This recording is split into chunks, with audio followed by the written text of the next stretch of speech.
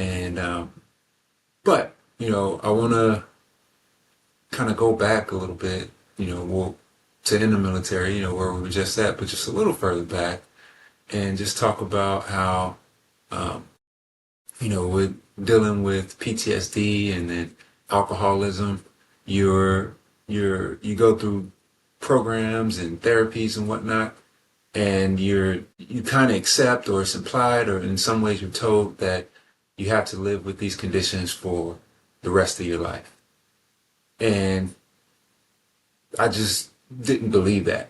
Um, and that's not any shade or shame on anybody who does, because there's a power in some of that, um, in some of that psychology, and I'll go into that as well. But for me, I just didn't believe it. There wasn't any denial or anything.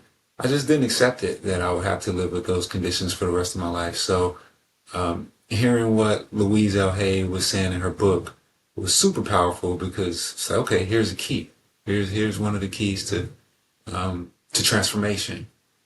Another part to that was I met a therapist who uh, showed me a simple breath and thought exercise that interrupted the thought process and allowed you to replace one thought process with another while simultaneously changing the sensation that you have in your body, that you feel in your body. And I'll share that with you too at the end of the episode. Guess we could do just a little breathing or a guided meditation together. And so that was super, super important, just understanding that what I was feeling was a cycle and a thought process. Okay, I guess a great way to break this down is exploring like what truth is, right? So you have absolute truth, and then you have relative truth. So we can say absolute truth is something that everybody experienced to be true. So let's say um, at birth, everyone inhales. And at death, everyone's final breath is an exhale. That might be something, that's probably something that everyone knows to be true, accepts to be true. Now, whether someone can overcome a particular obstacle or not, that's relative truth. Okay, so what makes something true for an individual?